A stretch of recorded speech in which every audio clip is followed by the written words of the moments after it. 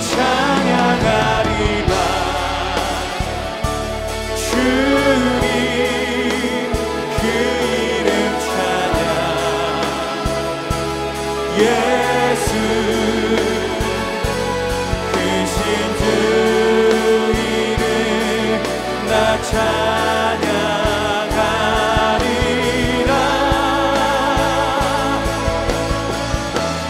나는 찬양하리라. 주님 그 이름 찬양. 예수 크신 주 이름 나 찬양하리라. 나는 영광 돌리리. 나는 영광 돌리리. 주님 영광의 이름. 예수 크신 주 이름 나 찬양하리라. 크신 주 이름 크신 주 이름 나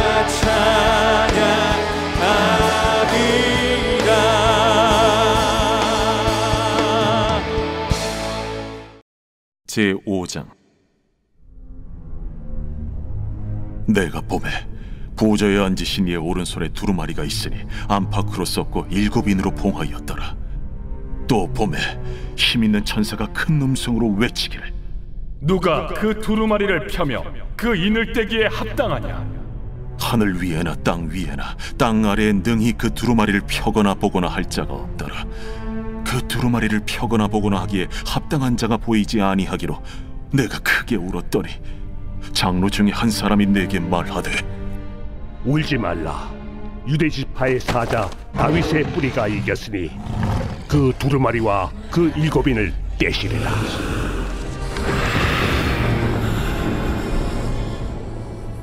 내가 또 보니 보좌와 내 생물과 장로들 사이에 한 어린 양이 서 있는데 일찍이 죽임을 당한 것 같더라. 그에게 7뿔과 7눈이 있으니 이 눈들은 온 땅에 보내심을 받은 하나님의 7 영이더라. 그 어린 양이 나와서 보좌에 앉으신 이의 오른손에서 두루마리를 취하시니라. 그 두루마리를 취하심에 내 생물과 24 장로들이 그 어린 양 앞에 엎드려 각각 검은 고와 향이 가득한 금 대접을 가졌으니 이 향은 성도의 기도더니라. 그들이 새 노래를 불러 이르되 두루마리를 가지시고 그 인봉을 떼기에 합당하시도다. 일찍이 죽임을 당하사 각 족속과 방언과 백성과 나라 가운데서 사람들을 비로사서 하나님께 드리시고 그들로 우리 하나님 앞에서 나라와 제사장들을 삼으셨으니 그들이 땅에서 왕노릇 하리로다. 내가 또 보고 들으매 보좌와 생물들과 장로들을 둘러선 많은 천사의 음성이 있으니 그 수가 만만이요 천천이라 큰 음성으로 이르되 죽임을 당하신 어린 양은 능력과 부와 지혜와 힘과 존귀와 영광과 찬송을 받으시기에 합당하도다. 내가 또 들으니 하늘 위에와 땅 위에와 땅 아래와 바다 위에와 또 그 가운데 모든 피조물이 이르되 보좌에 앉으신 이와 어린 양에게 찬송과 존귀와 영광과 권능을 세세토록 돌릴지어다. 내 생물이 이르되 아멘. 장로들은 엎드려 경배하더라.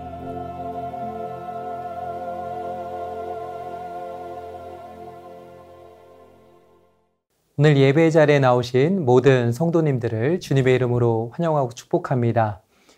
오늘 우리가 함께 읽은 요한계시록 5장 1절부터 14절 말씀을 통해 우는 자가 부르는 소망의 노래라는 제목으로 하나님이 주시는 말씀의 은혜를 함께 받고자 합니다. 미국의 데이비드 플랜 목사님이란 분이 계십니다. 이분이 쓰신 복음이 울다라는 책에 보면 목사님이 실제로 경험했던 한 장면이 소개되어 있습니다. 어느 날 목사님께서 일주일 동안 히말라야 트레킹을 하셨습니다. 그때 여러 사람들을 직접 만나고 그들의 삶의 이야기를 마주하게 되었습니다. 트레킹이 끝이 났습니다. 집으로 돌아가기 전에 게스트하우스에서 잠시 머물고 있었습니다. 그때 그곳에서 목사님은 무릎을 꿇고 앉아 이마를 바닥에 댄 채로 한참을 울었습니다. 사실 목사님 자신도 전혀 예상하지 못했던 일이었습니다. 어른이 되고 나서 지금까지 눈물을 흘린 적이 손에 꼽을 정도였습니다. 마지막으로 눈물을 흘린 적이 언제였냐면 아버지가 급성 심장마비로 갑작스레 세상을 떠나셨다는 전화를 받았을 때였습니다. 그런데 이번에 갑자기 눈물이 터졌습니다. 특히 이번에 터진 눈물은 이전과는 전혀 다른 눈물이었습니다. 이 눈물은 내가 누군가 혹은 뭔가를 잃어버렸기 때문에 흘린 눈물이 아니었습니다. 한 주 동안 만났던 사람들, 그들이 잃어버린 것 때문에 터져나온 눈물이었습니다. 목사님은 그때의 마음을 이렇게 고백하셨습니다. 물과 식량, 가족, 자유와 희망을 상실한 사람들, 그들이 잃어버린 것들을 되찾아 주고 싶은 마음은 간절했지만 내겐 그럴 힘이 없었습니다. 그래서 그저 바닥에 주저앉아 통곡할 뿐이었습니다. 그렇게 한번 쏟아져 나온 눈물은 좀처럼 멈출 줄은 몰랐습니다. 오늘 말씀에도 보면 울고 있는 한 사람이 등장합니다. 그 사람이 누구냐면 바로 사도 요한입니다. 4절입니다. 그 두루마리를 펴거나 보거나 하기에 합당한 자가 보이지 아니하기로 내가 크게 울었더니. 사도 요한의 눈물은 그저 자신의 문제나 처한 환경 때문에 힘들고 괴로워서 흘린 눈물이 아니었습니다. 또 잠시 잠깐 흘렸던 눈물도 아니었습니다. 유진 피터슨 목사님은 자신이 쓴 메시지 성경에서 이 구절을 이렇게 표현하고 있습니다. 나는 울고 울고 또 울었습니다. 그의 눈에서는 눈물이 멈추지 않고 있었습니다. 그는 심히 슬퍼하며 크게 울고 있었습니다. 도대체 무슨 일이 있었던 것일까요? 그가 그렇게 슬퍼하며 울고 있었던 이유는 무엇이었을까요? 그 이유가 오늘 본문 1절부터 4절 상반절까지 나와 있습니다. 앞서 4장에서 사도 요한은 성령 하나님의 인도하심에 따라 하늘의 환상을 보게 됩니다. 보좌에 앉으신 하나님의 주권과 영광을 보게 됩니다. 그리고 이제 5장으로 넘어와서 또다시 환상을 보게 됩니다. 이번에 가장 먼저 눈에 들어오는 광경은 보좌에 앉으신 분의 오른손이었습니다. 그분의 오른손에는 두루마리가 하나 들려 있었습니다. 거기에는 안팎으로 글이 적혀 있었고 7인으로 봉인이 되어 있었습니다. 그 봉인을 풀어야지만 책을 펼칠 수 있었습니다. 그때 한 힘센 천사가 등장합니다. 천사가 큰 소리로 이렇게 외쳤습니다. 누가 그 두루마리를 펴며 그 인을 떼기에 합당하냐? 그 질문에 대해 3절에 이렇게 기록하고 있습니다. 3절 말씀을 한번 보세요. 하늘 위에나 땅 위에나 땅 아래에 능히 그 두루마리를 펴거나 보거나 할 자가 없더라. 이 세상 그 어느 누구도 그 두루마리를 펼 수가 없었습니다. 하늘 위에서조차도 찾을 수 없었습니다. 사도 요한의 눈에도 보이지 않았습니다. 두루마리를 펴거나 볼 수 있는 자격을 갖춘 사람을 그 어디에서도 찾을 수가 없었습니다. 그래서 요한은 울었습니다. 크게 계속해서 소리내어 절망과 고통 가운데 통곡하였습니다.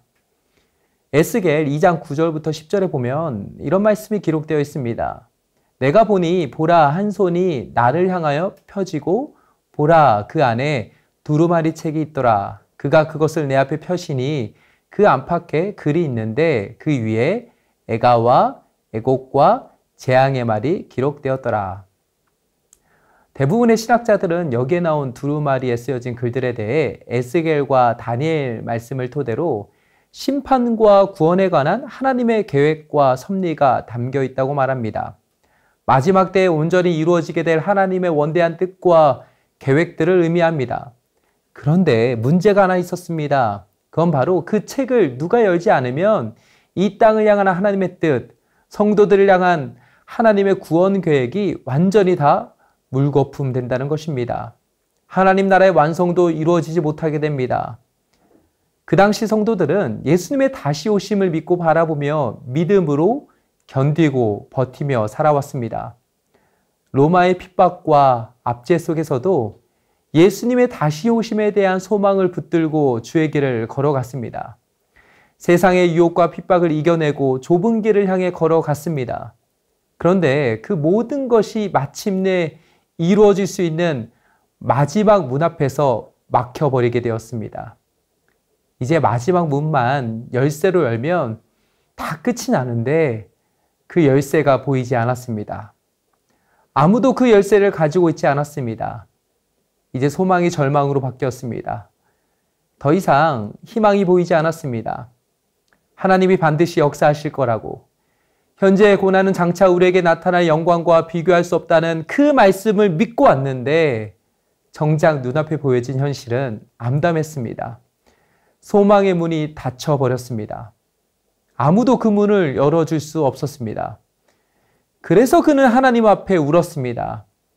자신이 할 수 있는 것이 아무것도 없었기에 그는 하나님 앞에 우는 것밖에 할 수 없었습니다. 저 여러분 어떠합니까?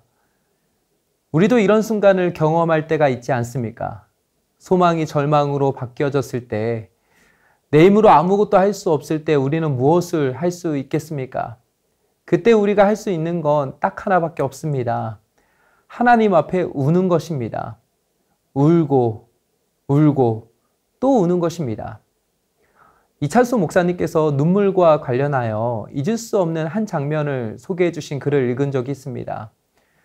옥하는 목사님이 소천하시기 직전 병원 중환자실에 계실 때였습니다. 어느 주일 저녁에 아내와 함께 옥 목사님과 사모님을 뵈러 병원에 찾아가셨습니다. 중환자실은 면회가 어려웠기 때문에 사모님만 뵐 수 있었습니다. 무슨 말을 해야 위로가 될지 몰라서 마음만 송구한 채로 서먹서먹하게 앉아 계셨습니다. 그때 옥 목사님 사모님이 이찬수 목사님에게 울먹이면서 이렇게 부탁하셨습니다. 목사님, 찬송가 하나만 불러주세요. 그러면서 찬송가 96장을 함께 불러달라고 하셨습니다. 사모님과 아내와 함께 그 찬송가를 부르는데 목사님의 눈에서는 계속 눈물이 흘렀다고 합니다. 찬송가 96장의 제목은 예수님은 누구신가입니다. 1절 가사에 보면 이렇게 고백합니다. 예수님은 누구신가? 우는 자의 위로와 없는 자의 풍성이며 천한 자의 높음과 잡힌 자의 노임되고 우리 기쁨 되시네. 그렇습니다. 우리는 하나님 앞에 울어야 합니다. 소망이 끊어진 것처럼 느껴지는 그 순간에도, 내가 아무것도 할 수 없는 것처럼 느껴지는 그 순간에도 우리는 하나님 앞에서 울어야 합니다. 왜 그렇습니까? 우리 주님은 우는 자의 위로가 되어주시는 위로자이시기 때문입니다. 저는 오늘 저와 여러분 모두가 우는 자의 위로가 되어주시는 하나님 앞에서 마음껏 울고 또 울면서 하나님이 주시는 하늘의 위로를 경험하게 되시길 주님의 이름으로 축복합니다. 그렇게 하나님 앞에서 하염없이 울고 있던 사도 요한 앞에 장로 중에 한 사람이 찾아옵니다. 그리고는 그에게 울지 말라고 말합니다. 그러면서 그 7인으로 봉인되어 있던 그 두루마리를 뗄 수 있는 분이 있다고 말합니다. 그분이 이겼다고 말씀합니다. 그분이 누구신지에 대해서는 유대 지파의 사자이고 다윗의 뿔이라고 소개합니다. 이 말씀을 들은 사도 요한이 6절에서 예수님의 모습을 보게 됩니다. 그런데 6절에서 그가 본 예수님의 모습은 일찍이 죽임을 당한 것 같은 한 어린 양의 모습으로 계신 예수님이었습니다. 강력한 군대를 이끌고 모든 적들을 완전히 무찌르고 나타나신 위대한 영웅의 모습이 아니었습니다. 인간적으로만 보면 너무나도 약한 어린 양의 모습이었습니다. 또 그분은 이미 죽임을 당했습니다. 세상에서는 대장이 죽으면 그 전쟁은 이미 진 것입니다. 실패한 겁니다. 그런데 오늘 성경은 그분이 이겼다고 말씀합니다. 7절에 보니까 마침내 그 어린 양이 보좌에 앉아 계신 분에게 갑니다. 그분의 손에 들려진 두루마리 책을 취하게 됩니다. 그 순간 놀라운 일이 벌어집니다. 그 옆에 서 있던 네 생물과 24장로들이 그 어린 양 앞에 엎드리게 됩니다. 그들은 각각 검은고와 향이 가득한 금 대접을 갖고 있었습니다. 거기에는 성도들의 기도들이 담겨 있었습니다. 여러분 어떠세요? 이 장면은 기도하는 우리에게 너무나도 큰 위로와 소망을 줍니다. 우리의 기도는 결코 헛되지 않습니다. 우리가 흘린 눈물의 기도, 답답함 속에 깊은 한숨만이 담긴 기도, 간절함과 절박함이 담긴 기도, 이 모든 기도가 다 하나님 앞으로 올라가게 됩니다. 그렇기 때문에 우리는 기도를 멈추어서는 안 됩니다. 끝까지 기도해야 합니다. 우리의 기도는 주님께서 반드시 들으시고 기억하시고 주님의 때에 반드시 응답해 주실 줄로 믿습니다. 이제 9절부터 14절에서는 우리의 유일한 구원자 되시는 어린 양 예수님을 찬양하며 예배하는 장면이 나옵니다. 9절과 10절에 보면 이렇게 말씀합니다. 그들이 새 노래를 불러 이르되 두루마리를 가지시고 그 인봉을 떼기에 합당하시도다. 일찍이 죽임을 당하사 각 족속과 방언과 백성과 나라 가운데에서 사람들을 피로 사서 하나님께 드리시고 그들로 우리 하나님 앞에서 나라와 제사장들을 삼으셨으니 그들이 땅에서 왕노릇 하리로다 하더라. 여기에 보니까 그들이 새 노래를 불렀다고 말씀하고 있습니다. 분명 4절까지만 해도 소망이 끊겼습니다. 절망 속에 눈물만 흐르고 있었습니다. 하지만 5절부터 상황은 완전히 180도 반전되었습니다. 왜 그렇습니까? 소망의 문이 닫혀 있었는데 그 문을 열어주실 수 있는 유일한 분이 나타나셨기 때문입니다. 그분이 누구십니까? 바로 예수 그리스도입니다. 그분이 우리의 소망의 문을 열어주셨습니다. 우리의 구원을 완성하시고 주님의 나라를 온전히 이루시며 우리를 끝내 승리케 하시는 어린 양 되신 예수님을 온 하늘과 땅이 새 노래로 찬양하며 예배하고 있습니다. 이러한 찬양과 예배는 12절과 13절에서도 계속 이어지고 있습니다. 수많은 천사들과 모든 피조물들이 우리의 구원자 되시는 예수님을 찬양하고 있습니다. 찬양의 모든 포커스는 오직 한 분, 예수님에게만 맞춰져 있습니다. 12절은 이렇게 노래하고 있습니다. 죽임을 당하신 어린 양은 능력과 부와 지혜와 힘과 존귀와 영광과 찬송을 받으시기에 합당하도다. 13절에서는 이렇게 노래합니다. 보좌에 앉으신 이와 어린 양에게 찬송과 존귀와 영광과 권능을 세세토록 돌릴지어다. 주 안에 사랑하는 여러분, 분명 사도 요한에게 들려진 세상의 소리는 좁은 길로 애써 가지 말고 다른 사람들처럼 넓고 편한 길로 가라는 것이었습니다. 그의 눈앞에 펼쳐진 성도들의 모습은 믿음을 지키느라 힘겹게 살아가는 모습이었습니다. 고난과 핍박이었습니다. 그러나 성령 하나님은 그의 시선이 세상이 아닌 그 세상을 이기신 예수님을 바라보게 하셨습니다. 하늘에 울려 퍼지는 주님을 향한 새 노래, 장엄한 찬양을 보고 듣게 하셨습니다. 오늘 말씀을 마음에 새기면서 우리가 들어야 할 소리는 이 세상이 주는 큰 음성, 화려한 세상의 영광이 아닙니다. 우리는 이 세상에 속한 자들이 아닌 하늘에 속한 하나님의 사람들입니다.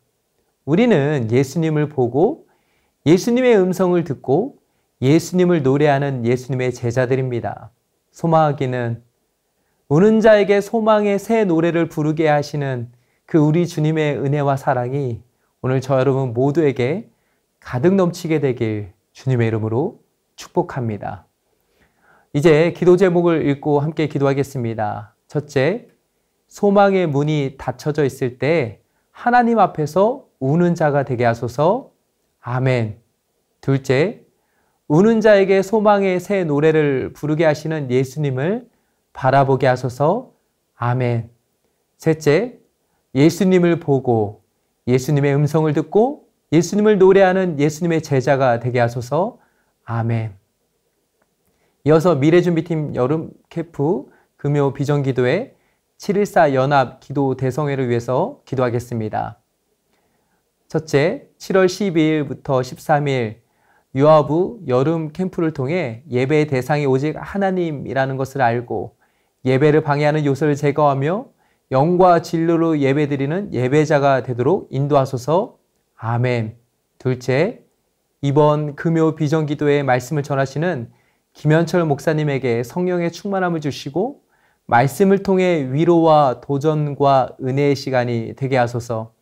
온 교회 성도가 기도회를 통해 기도의 문이 열리고 기도의 능력을 경험하게 하소서. 아멘. 셋째, 7월 14일에 진행되는 7.14 연합 기도 대성회 가운데 한국교회 많은 성도들이 자발적으로 참여하게 하소서. 한국교회가 함께 모여 기도할 때 한국교회와 사회가 회복되게 하소서. 하나님 나라가 임하게 하소서. 아멘. 다 함께 기도하겠습니다.